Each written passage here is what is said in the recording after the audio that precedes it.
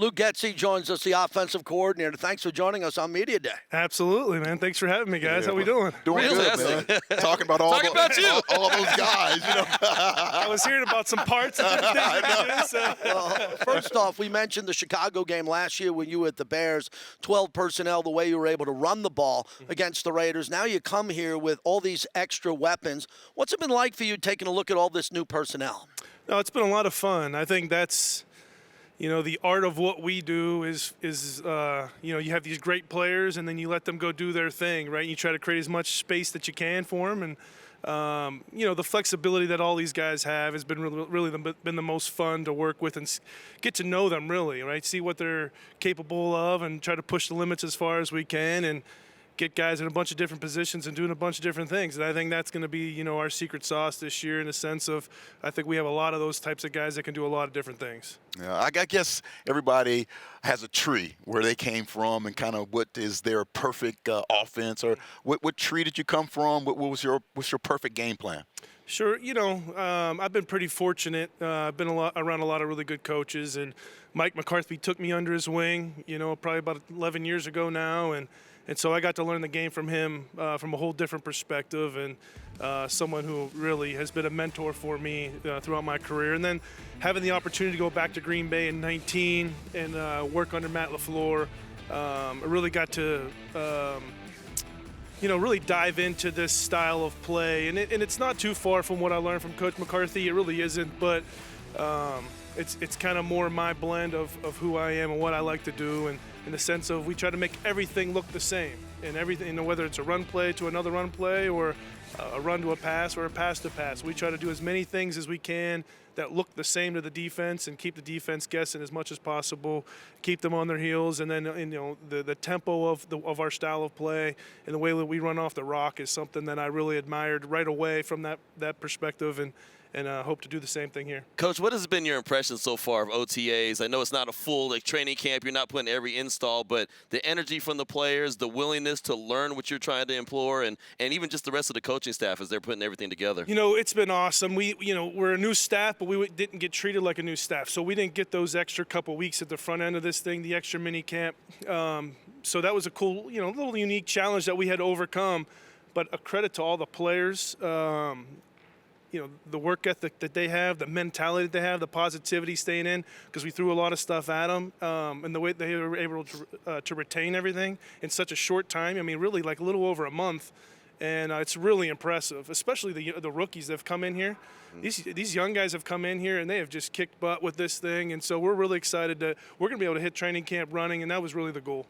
Coach, I want to go back to Green Bay with Davante. And what did you see the first time you started working with him? And Aaron Rodgers is one of the greatest of all time. Well, walk me through those practices and his work ethic and what he's like when he parks and comes into this building, because you got Max on the defensive side. He's the face of the offense. Tell us about your relationship with Davante. Yeah, I think when I got to Green Bay in 2014 with Davante, we kind of showed up at the same time. It was a few guys. Like, I got to college, and I went to college with Larry Fitzgerald, and every practice you were like, wow, those things. And when I got to Green Bay with Aaron, it's every day. You're like, wow, like every day. And Tay's kind of that type of player, it's like you're just blown away in little moments of practice. Whether it's a release, whether it's a catch, whether it's a route, whatever it is, you're blown away by it. And I think that's really cool. And like you said, I'm learning quickly that Max does that on defense every single day, and pain in my butt. But, Tay is that type of player where you're going to practice every day and you're like, whoa, And so when you have those type of players on your team, you're really excited to work with them. And Tay's been doing that ever since I met him. Yeah, he's just fantastic, just ball player. And I know you had DJ Moore last year, and, guys who can route run, they can make the deep play, one-on-one stuff. Just talk just a little bit about what do you do with that superstar receiver who's on your team? Do you go into the game saying, man, I got to get him the ball like 5 or 6 times, or is it just a feel of the game? No, you definitely have an intent, right? I think that as you go in your game plan, you're trying to find different ways to get your main guys the ball. And then, other players kind of get the benefits of it. So if Tay's sitting on the backside and they want to double or cloud or do whatever, then the guys on the front side get the benefit of less coverage. And so I think you go into those game plans, you find different ways to make sure they're touching the ball. Because usually when they're touching the ball, it's going to help everybody in the process, right? Your quarterback completion percentage is going to go up.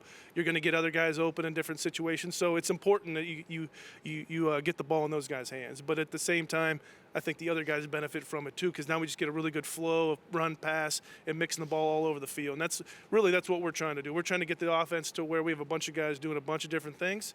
So when hopefully when people want to play one guy, we can go another direction. When you look at the different wide receivers, we know what Davante and Jacoby bring to the table, but what about the other guys? What about a Trey Tucker and his speed? And then, of course, Brock Bowers. I know he's a tight end, but he's really a weapon. I mean, what do you see when you see those guys? Yeah, I'll touch, again, Jacoby's been awesome. I didn't know him before this process, and absolute stud, complete guy, mental part of the game, physical part of the game, coach on the field.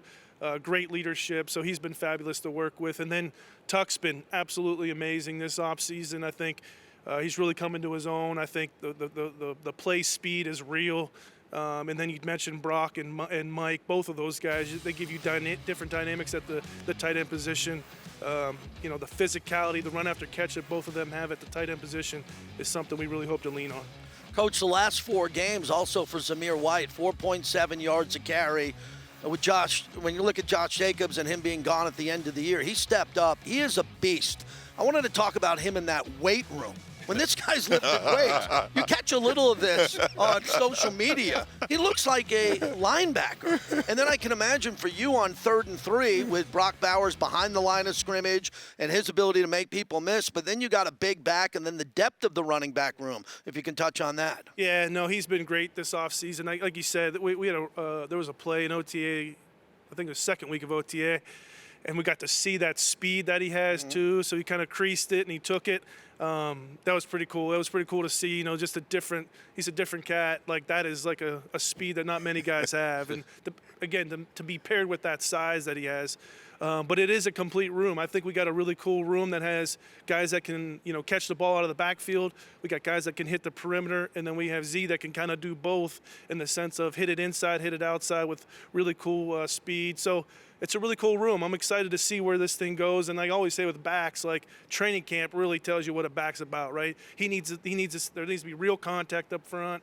There needs to be holes. There needs to see vision.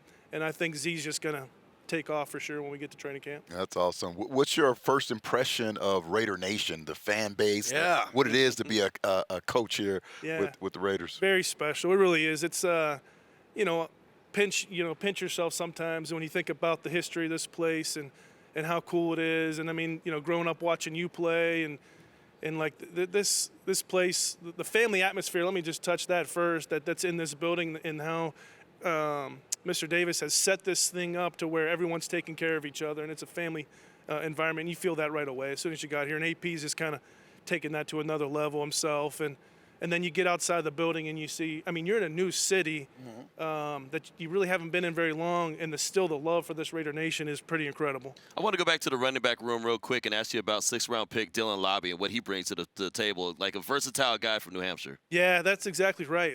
This guy in college lined up as a slot receiver, as an outside receiver in the backfield. He did all those things, and really I've been most impressed with the knowledge part of it and how quickly he's able to pick up everything. And like I said, we kind of didn't hold back from these guys. We really wanted to challenge them as much as we could in this phase of it, because it's okay to fail right now, and then when you get to training camp and you start going. So we really threw a lot at these guys, and he's someone who really stepped up to the challenge and really has, you wouldn't know he just got here. I think that's a credit to him and his work ethic. Coach, thanks for joining us on Media Day. Yeah, absolutely, guys. Yeah, for Thanks sure. for Appreciate it. time. How about that?